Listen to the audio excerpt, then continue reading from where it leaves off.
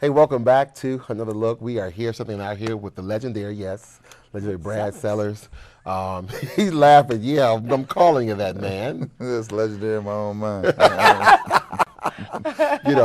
You may know him from, some of you all may have went to high school with him, maybe went to college. You follow him. You got the trading cards when he played for the NBA. You may even see him now on Channel 5 as a sports analyst. Yeah. Can we call him Warrensville's finest? He is. Actually, he's also our president of the Warrensville Heights Alumni Association. Okay, well, Warrensville's finest. See? That's in my mind again. Welcome to the show. Thank you. All right, so we're going to go back. We got a little time today, so we can go back just in case somebody who's watching today who have never seen you before. Okay. So we go back to, you growing up, going to school, college, the whole 9 yards. You can tell us about some of those games with Michael Jordan, the whole 9 yards. we can do as you like. Let's get it started. We can Let's get it started. We can do as you like. I'm a Cleveland guy, born in the Mount Pleasant area, and then my family, I think by the time I was 10, moved to Warrensville Heights. So I got to Warrensville in 1970 when Warrensville was on the cutting edge of integration. So I remember Warrensville from that part. Spent the rest of my childhood growing up in Warrensville. Graduated from there in 1981, and then embarked on some basketball athletics in college. I was awarded a scholarship at the University of Wisconsin, which is a Big Ten school, and I went there for 2 years. And not many people remember that, but I stayed there for 2 years, and it was so cold. I remember that I said it was time to come home. Cold? Wisconsin? Yeah. Cleveland? No, it's a little colder. A little colder there. Okay. And then I transferred back to Ohio State. I had a lot of success athletically at Wisconsin. Transferred back to Ohio State to finish out my final 2 years at Ohio State, and things went very well there. And I was drafted in 1986 by the Chicago Bulls in the first round, the 9th pick overall in the NBA draft. Did a time of about 6-7 years in the NBA and another 6 in Europe. So about 13, 14 years professionally. It's getting old on me now. I can't really remember that long ago, but a very good run at it. And then I retired and came back home to Cleveland, and so I've been here since 2000. I have to ask him, did you always know you wanted to be a professional basketball player? I mean, kids grow up and they say those things. Did you know? No, I really didn't. I really didn't. And what I did, I had an older brother that was very good at basically everything. He was good at school, so good grades. So I followed him. I said, well, I got to do better than him. At least I was held to that standard. Okay. And so then, sports-wise, he did everything. Basketball, baseball, football. I tried baseball, I was terrible. I tried football, I was worse. And then the one thing that I got good at was basketball. That was for the fact because they dragged me around to playground to playground, and then the older kids would abuse the younger kids, and I just got good at it. And then one day we came home, and my brother was playing. We were playing like one-on-one in the yard, and then where he used to always beat me, couldn't beat me anymore. And then Brad got a few skills. I got something here. Then his high school teammate would say, "Oh, he got something now." And then, so I was just playing for the love of just playing, and then it just evolved into a career. And then you realize, you know what? I think I can make a little money. And it wasn't until I got to my junior year in college that I figured there was some money around. Right. And that was only after a couple former guys told me, because I was just playing to be Big Ten basketball in Ohio was big. That is big, and so I wanted to be one of the better players in the Big Ten, and I was doing that. And then, someone said, do you know that you're on the verge or something? And I was like, I had to think about it. I was like, I am? Are you real? And I'm serious, because I was like, if you know Ohio State University, I mean, that was big in my household, of being a Buckeye. Oh, sure. So now I'm just curious, when you talk about the money, then when someone told you when you were a junior in college, like, there's some money in this, what is your thoughts about the money now with someone being drafted? I wish I was a little bit older. A little bit younger. Right. A little bit younger, I'm so I quite could sure be the coming in this thing. contracts and being drafted Yeah, I mean, now so, compared to when you were coming into So much this. different. It's big business now. It always was big business, even bigger business now, and then the advent of the internet and being able to sell your product globally allows you for a bigger scale and a bigger piece of the pie in the marketplace. And so the NBA has been able to capitalize on that. On the other side, the flip side, the Players Union has been able to leverage that capitalization and say, listen here, we got to get a bigger share of the pie. And so that's turned into tremendous contracts for young players. Let's talk about your time playing in the NBA with Michael Jordan. Let's talk about that. That had to be. I'll tell you what. I'll tell you, it was unbelievable. It was unbelievable, and if you can imagine, the guys on our team, myself, Michael Jordan, Charles Oakley, Scottie Pippen, Horace Grant, Bill Cartwright, John Paxson, household names. Top five. Household names. That's really And can you imagine being 22, 21 in Chicago? We all living in Chicago. We all 20, 22, 23, unmarried. living it up. See, Living it up. And get that boom, boom, boom. the funny thing You is, went straight to the Black Eyed Peas. the funny thing is, though, Chicago's a great town. I mean, it's only a 5-hour drive from here. It has the best of both worlds. So if you like L.A., it's got L.A. flavor. If you got New York, it's the New York flavor. Okay. And plus, it has a Midwest appeal to it. Yeah, it does. The other thing is that we didn't know any better. We didn't know any better about Chicago's position, nor did we know the ascension of the franchise was coming. We just enjoyed playing. We were all young. We all loved to compete, and so that's what made it a very enjoyable task. So as we got better, we got older, our focus started to change a little bit, and so things were pretty special for the franchise. I remember being in high school. Are you dating yourself? I remember being in high a school, and little? you actually came back when you were playing for the Bulls. You actually came back, and he donated tennis shoes and some other things to the basketball team at the time while he was out. It was like, wow, we know somebody from our high school who's playing Who's made it? right, who's playing for the NBA. Well, I grew up, and my parents were always one to instill upon my brother and I that you got to put back on from whence you come, and so I was always trying to figure out a way to do something. If it wasn't scholarship money, if it wasn't sneakers or something, at least give back to some people that I thought had played a major part in me being in the place where I had went to. Right. I want to go back to when he was playing for the Chicago Bulls and the shot.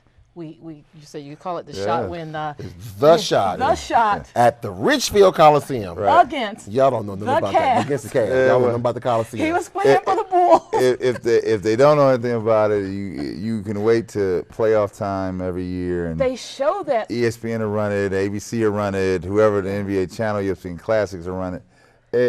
And guys in the league will tell you, and people associated with the NBA will tell you, that probably was one of the top playoff series of all time, Cleveland versus Chicago. It's definitely top 5 in the history of the league. I mean, it was a great atmosphere to be in. And difficult for me being from Cleveland, and then being on the other side. I can just remember because Anthony, Richfield Coliseum was about 18-minute drive from Warrensville, so it wasn't good times it there. wasn't that far. It wasn't that far, but the one thing I remember about walking into the Coliseum, and I'm a longtime Cavs guy. When I got out of Ohio State, to take you back, in that draft, Cleveland had the number 8 pick in the first round. Chicago had the number 9. I did my best to finagle myself to try to get to 8 because I figured I would go from Warrensville to Columbus and back up to Cleveland. Right. And so I really didn't have any intent on being in Chicago. And then it just so happened I ended up in Chicago. But if you know the Coliseum and you remember the Cavaliers and being very good for a short period of time, if you walked into the Coliseum, there'd be so much energy in the place that, even as a kid, you get goosebumps even walk in there. And so for me to be playing in a part of that series against the shot, it was awesome. He goes over, and Michael makes the shot, and Brad picks up Michael. Yeah, I'll take even further than that. We were, it was a best of 5 series. We had split the first 4 games, and so we came back for Game 5 in the Coliseum. And the thing about it was, Cleveland had beaten Chicago in the regular season 6 straight times. So I remember the Tribune saying in Chicago, the Bulls are going to lose 3-0 and come back to Chicago and we'll retool for the summer. Well, we had different ideas. We came back and we were able to get the first game and put the Cavs on their heels all the way out. And then we lost Game 4 in Chicago, and we had to come back here for Game 5. And I remember, and this is a fact that many people don't know, Anthony. We were sitting in the Beechwood, I think it was the Marriott at the time. It's the Hilton now, but the Beechwood Marriott. And we're sitting in the lobby. I think I had just taken come from the barbershop with Michael and Scotty. So we're sitting on the couch pretty much like this in the lobby killing time because the game is not till, this is on a Saturday, the game's not till Sunday the next day about 2 in the afternoon. And that's when the games were on CBS. And I remember the vice president of CBS Sports, who was broadcasting all the NBA games at that time, came down and talked to us because the winner of this series, Cleveland-Chicago, was going to play New York the very next day. And he comes by, and he and his partner are going out to, I guess, to eat at some restaurant. And he walked by, and he's sitting down to us, and I think it was Scotty and myself and a couple other guys. And he says this. He says, "You guys got to come on. You got to bring it tomorrow because I can't have Cleveland versus New York." Yeah, he says that to me. And, you know, first I was offended because I was like, wait a minute, I'm from Cleveland.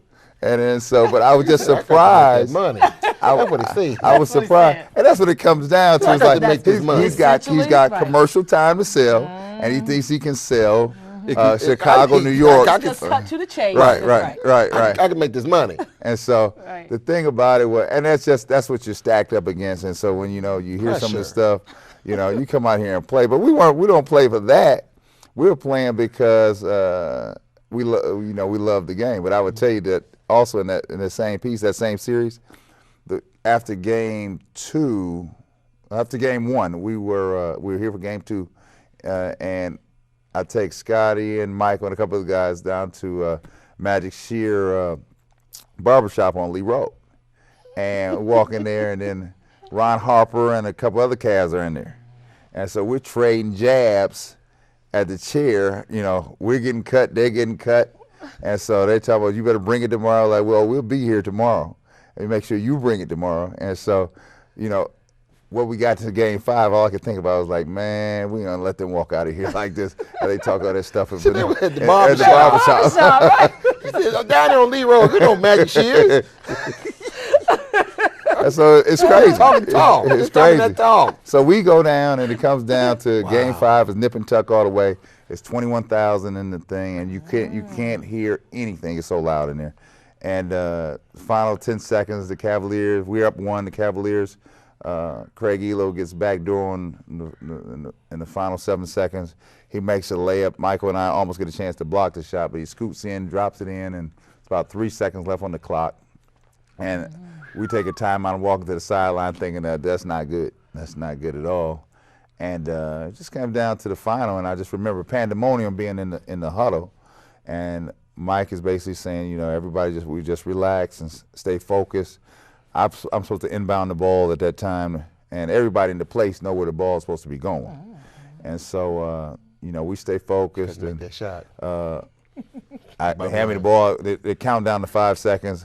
I get it to Michael in the last second of a 5-second count. 2 dribbles, and then he takes the shot, and the rest is history. And I remember I said it was pandemonium in the place. Yeah. That thing goes through the net. It seemed like it took all day, but the Coliseum went eerily quiet.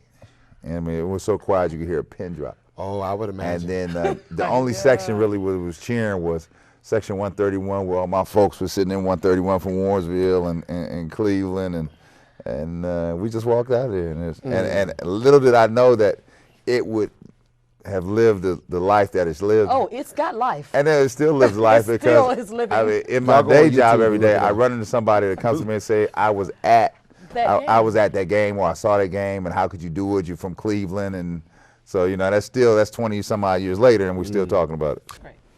Well, Brad, thank you so much for So proud to I know. Mooresville guy. So proud. Hey. As you should be. Yeah. So thanks for allowing us to take another look at what you do. Y'all go YouTube, that shot. Yeah. Maybe go check It's it out. Send me the link on Facebook or something so we can check it out, so we can share with everybody else. Brad, thank you again for thanks for us. having me. If you YouTube it, you got to excuse the shorts. It's a different time. Oh yeah, man, them shorts. Like real little. We're running out of time. If I had time, we'll go and talk about some sports today with the Cavs, but we're just going to say again, go Cavs and all that good stuff. Hey, we'll be right back with more of Another Look.